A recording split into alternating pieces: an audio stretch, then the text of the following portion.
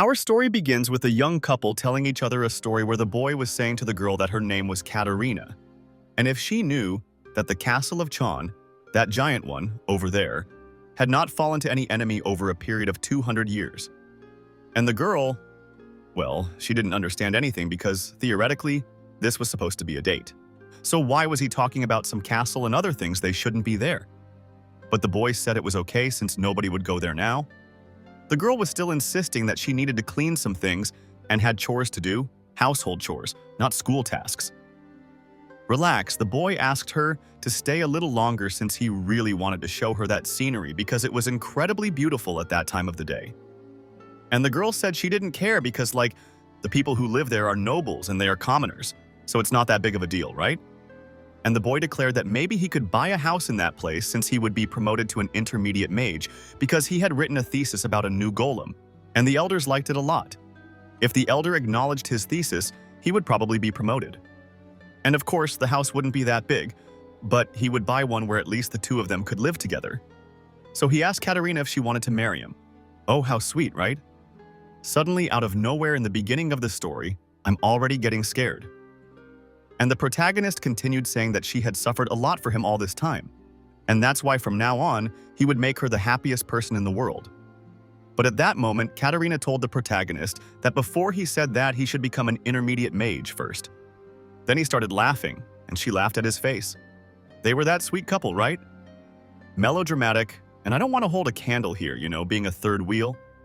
In any case, they were very happy that this day finally arrived for them, and at that time, the protagonist really thought they could be happy. But you know that thesis the protagonist had made and showed to the elders? Well, and you know what happened? One of the elders simply stole the protagonist's thesis and said it was his. Basically, he stole all the credit from the protagonist, and of course, he was very upset because he worked very hard for their happiness. And while he was thinking about this, all his effort was being stolen right in front of him. And that's when he realized he was totally wrong because even if he worked hard for the rest of his life, nothing would change. And in the middle of the conversation among the elders, one asked the other if he had completed that request he had, and the other elder replied that he had not forgotten. And one of them commented if that was really right since she was just a woman of humble origin. The woman they were talking about was none other than Katerina. And obviously, at first, the protagonist didn't understand anything. And internally he was reflecting that life was unfair. But that didn't mean they could just take whatever they wanted and trample on others. Meanwhile, the elders were saying that the woman was quite beautiful despite being a commoner, and internally, the protagonist was still reflecting on all the things he had done so far, all the things he had dreamed of, everything he had desperately protected. He wanted to know why they were trying to destroy everything as if it were nothing, and, of course, in light of this, the protagonist went after them, telling them to take their hands off Katerina. However, the eldest elder there questioned the protagonist if he didn't know his place because he was just trash. At that moment, the protagonist was hit with a blow, and Katerina was watching everything in despair. The last memory the protagonist had of that scene was of Katerina calling his name. And so, sometime later, the protagonist was already in the underground prison where there were only him and several rats. He knew there was nothing he could do, and grabbing a rat in his hand and marking on the wall, he was wondering how he was going to survive from now on. Seeing the protagonist holding that filthy rat, the guards began to humiliate him, saying that he had fallen quite far since he was about to eat a filthy rat. Apparently, the protagonist was imprisoned there according to the guard because he hadn't told them the entire golem thesis he had made, so he was imprisoned there because he hadn't given them the whole recipe. To make matters worse, apparently, Katerina had died, and according to what the guards were commenting to each other, she had committed suicide to protect her happiness. One of them even had the audacity to comment that it was a waste since she was such a beautiful person, and she wanted to stay with a useless guy like the protagonist. While the guards were saying this, the protagonist simply bit his finger and internally apologized to Katerina. On the guards' side, they noticed that all the rats were gathering for some reason, and another guard commented that this was very strange, so something was definitely happening. But before he could think about the situation, another guard simply killed one of the rats, which suddenly sprouted a magic circle on its belly, causing the guards to immediately panic. On the protagonist's side, he was reflecting that he was very weak. But even so, he was going to do it. At that moment, the guard asked the protagonist to stop what he was doing right now. But the protagonist only replied to the guard that he was just starting, and when he finished the ritual or whatever that thing was, he was still lamenting, declaring that if he had been a little stronger, he would not have lost her. And the moment the ritual was completed, a gigantic explosion occurred, and behind the protagonist, a giant golem appeared. At that moment, the protagonist began to declare that this was what he had expected. After all, the face they were showing now was the same one Katarina showed. In that instant, the golem attacked the two guards. Now, seeing the golem, it looks like a giant rat. Seeing that scene in front of him, the protagonist tried to think of reasons why he was still alive. And the only one he thought of was that he probably needed to avenge this cursed world because it didn't let them have a happy life together. Therefore, he declared to Katarina that she no longer needed to worry. He was not as weak as he used to be because he would obtain any power he could have in his hands, as he would change the entire world just for her. Stuff like that, you know? Now that I stop to think about it, it's more or less like this. The difference between a hero and a villain is that one gives up their love to save the world, and the other gives up the world to save their love. Manga culture, you know. It's at this moment, after that gigantic explosion happened, guess who was watching it? None other than the cursed elder who stole the protagonist's thesis. And even with the protagonist in front of him, the elder was saying that the protagonist was crazy for using black magic, and he even asked if by any chance the protagonist was working with demons. The protagonist just gave him a look. And then that other elder who had requested Katarina from him started begging for mercy, declaring that if the protagonist wanted, he could make him the master of that place. Or rather, if he spared his life, he could do anything he wanted. Faced with this, the protagonist said that there was only one thing he wanted, and that elder there could not do it because he could not bring back the dead, right? And since the world was cursed, he would destroy everything for Katarina. Well, I don't know if that's right because I think she didn't want that. But what are you going to say to a madman, right? But back to the story, changing the scene. Now specifically in another place. A hero was being blessed and his name was Laken. The king was asking him to save the world because it had fallen into the darkness of the shadows, because the demon king's army, which was corrupted by the darkness, trampled and destroyed all of God's territory and killed innocent people. This demon king's army had already destroyed 2 kingdoms, so the fate of the world was only in his hands, or rather, the hero Lakan. To save the world, he needed to go and kill the demon king. And on the battlefield, Lakan raised his giant sword, declaring to the brave warriors of the divine empire of Artenia that the brilliant light of the empire had lost its power, and the enormous shadow was engulfing the entire continent. But even in the face of this, they would not give up for the sake of their families and the world. And today, their goal was to kill the Demon King. Now, going back a bit in time, Katarina was outraged because a child had lost their hands for stealing a loaf of bread. The protagonist asked her to speak more quietly because if she continued talking, it would be her who would lose her hands. Nevertheless, she didn't stop, declaring that the nobles could only give such severe punishments so easily because they never had to worry about going hungry. So why should a child be punished so irrationally just because of the social class they were born into? After all, they weren't born in the position they're in because they wanted to be. In light of this, the protagonist commented that perhaps a day would come when social status wouldn't matter anymore and everyone could live as equals and free. However, Katarina told the protagonist that that day would never come if they just waited. The protagonist didn't quite understand what she was trying to say. She declared that they had to be the change they wanted to see in the world because otherwise the children they would raise later would go through the same things. Instead of listening to what she was saying, he blushed because of their children. Then Katarina understood a lot of things. After all, they weren't going to get married, so thinking about children was the least of it. The poor guy declared he wasn't ready yet and didn't know what. But Katarina wanted to know if he would make the change or not, so he had to agree, right? Because the boss was talking. Anyway, she was a bit upset because the protagonist was very shy, and besides, she was probably the only person who would marry him. Now, back to the present. The protagonist was still calling Katarina's name, declaring that everything would be resolved soon. It had taken a long time, but the world they wanted so much, he was almost making it a reality. At that moment, several troops positioned themselves in front of the protagonist, and Lakan addressed the protagonist, calling him the Demon King, declaring that the whole world had entered into suffering because of him, but that all of this would end today.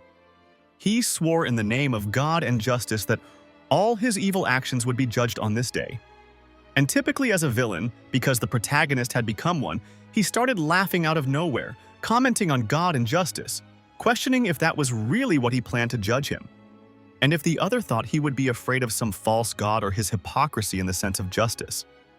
Lacan declared that the protagonist would realize because countless heroes of the Empire were counting on him to bring judgment upon the protagonist. And today they would surely defeat the Demon King and thus save the world. At the moment the troops were running towards the protagonist, he questioned who they thought they were to judge him, as he was the judge of this case.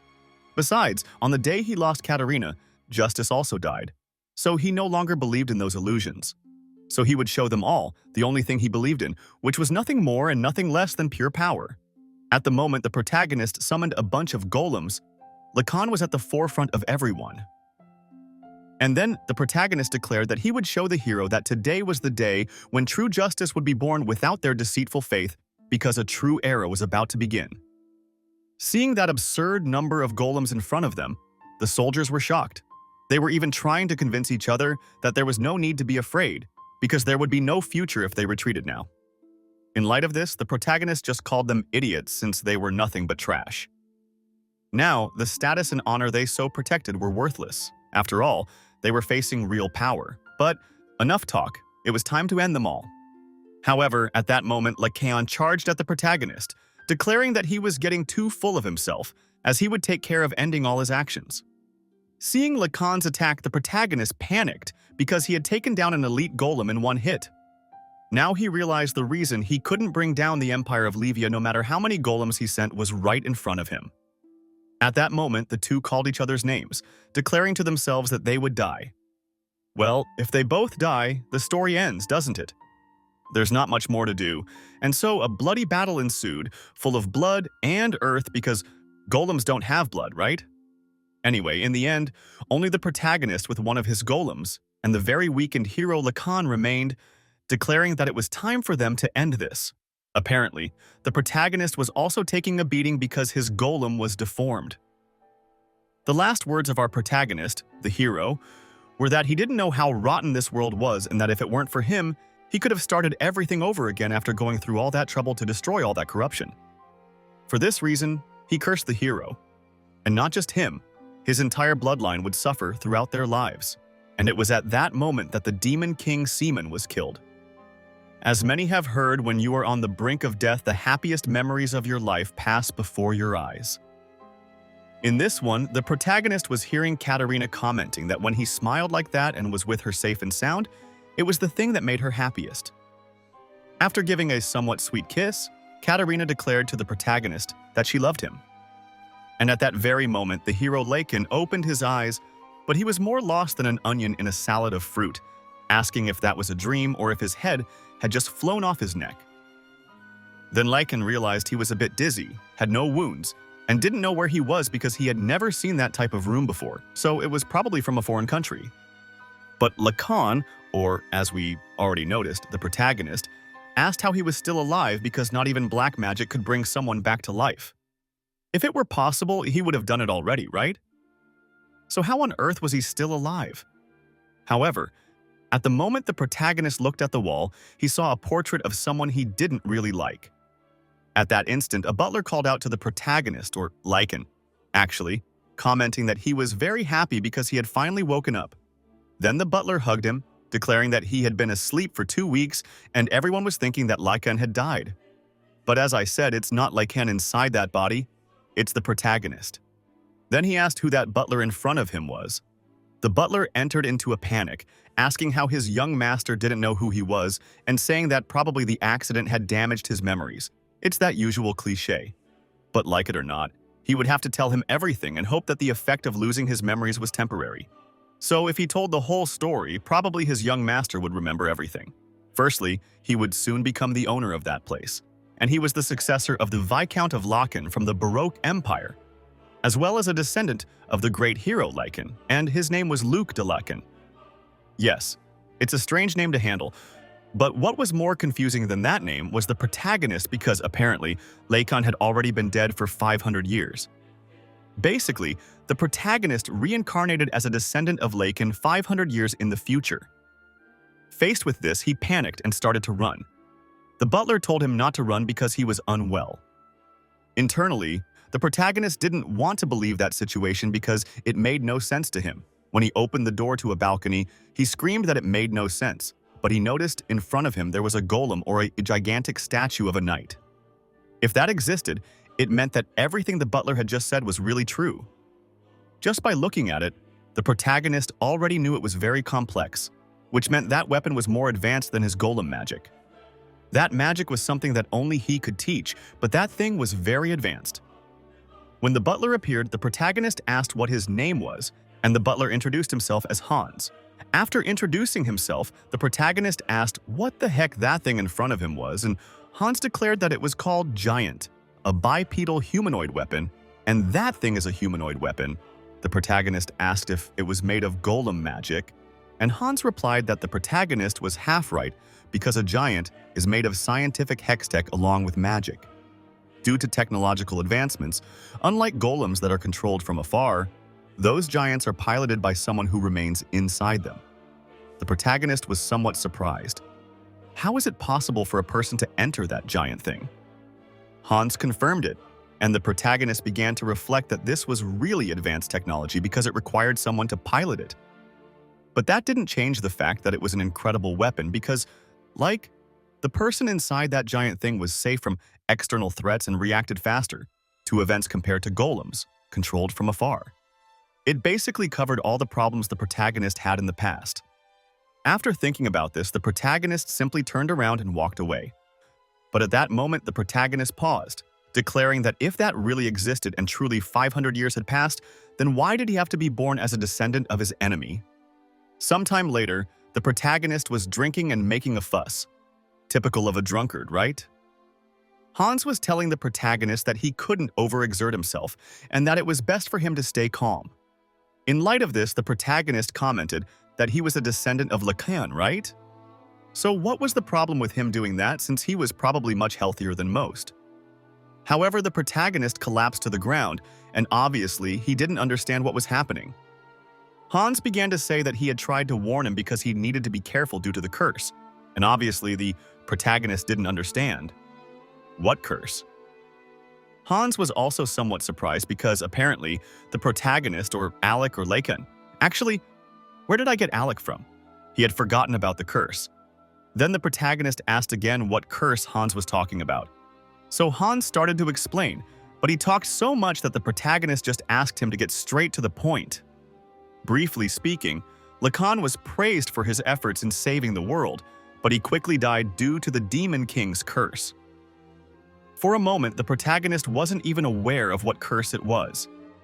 Thinking a little about it, he remembered the moment when he cursed Alex or Lacan's entire bloodline, but it didn't make sense to the protagonist because those were just words thrown into the air. And of course, now remembering that, it was very embarrassing for him. Apparently, according to the world's history, 500 years ago, the world, which was very peaceful, faced a danger capable of destroying it, and it was the Demon King. His black magic could generate golems that were more powerful than any army, and the Demon King terminated countless soldiers with just one with a movement of his hand. And in this way, everyone believed that the Demon King would take over the world. But thanks to the righteous warrior Lacan, the world found its peace again. However, the Demon King cast a curse upon the warrior before he died, which caused the warrior and his lineage to have a painful death at a young age. After reading his story, the protagonist realized that people were quite exaggerated, right? Moreover, he had never cast a curse in the first place because, did they really believe a curse could last 500 years? But like it or not, it was the protagonist's fault, right? Because in the end, he lost. Yet, the protagonist was still upset about being reborn as the descendant of his enemy. For the protagonist, the one being cursed should be him. But looking on the bright side, that was a second chance, right? And since he died before achieving his goal, if he died and met Katarina wherever she was, he wouldn't be able to face her. And since 500 years had passed since he died, the world, which was already corrupt, must be even more corrupt now. But even so, no matter how much time has passed, the protagonist was almost sure that not all of his followers had been eliminated. For him to reunite with his followers, he needed to learn more about the magic of this era. as he would use this second chance to change the world. However, after dawn, the protagonist was drinking again, complaining that he wouldn't find anyone. But leaving aside his frustration, it seemed that most people had forgotten about the Demon King, which made sense since 500 years had passed. So probably there was no trace of his existence. To make the protagonist's situation worse, his body had no mana, no resistance, and no physical strength. So what could he do? Speaking of which, he tripped and simply fell face first onto the ground. While on the ground, he began to complain, declaring that he didn't know what to do now. He started to remember Katarina, wondering if he was doomed to achieve nothing in this life because, he got a second chance and his goal was to create a world where everyone was equal and happy. But would that work? At that moment, someone called for the protagonist, apparently from outside the mansion. When the protagonist went to the balcony, asking what was happening, a person asked how much longer he would avoid them. Apparently, the people saying this were the merchants, and until the young master appeared and they had an audience, they wouldn't leave. The one saying this was the head of the branch of the Alon Durian Commercial Association. Seeing this, instead of being worried, the protagonist was happy. The descendants of Lacan were owing everyone. Apparently, it was 30,000 pesos that the young master owed, and he had borrowed that amount from them last year to develop a mine. But after the bill came, he simply began to avoid them, which showed that he didn't want to pay back. So Hans convinced Alon, commenting that his young master was bedridden because of the accident, and that's why he asked them to wait so they could come up with a plan to pay that bill. However, Alon didn't accept it because he wanted to hear it from the young master himself about this matter, and judging by their faces, it seemed they wouldn't be able to pay that bill now. Since 30,000 pesos is not a small amount, he was willing to make an offer for them to trade in their gigantic house. It probably wasn't worth 30,000 pesos since it was second-hand, so this was a good offer for them, right? However, the soldier there got very upset, declaring that this was impossible because they only had 3 giants in their entire house. So how could they defend the territory that way? Oh, and the name of that soldier, who is actually not a soldier but the commander of the knights, is Rogers. He couldn't allow that, and if they wanted to try such a thing, they would have to kill him first. Obviously, they couldn't take those giants, and Hans asked him to calm down, declaring that it wouldn't happen. At that moment, the head accountant of the land there, whose name was Dixon, commented that if they needed money, they should simply increase taxes. Hans rebuked him, declaring that their people were already in a bad situation, and since there were only a few left in their kingdom, they couldn't do that. And we'll see it in the next episode. Remember to subscribe and leave a like.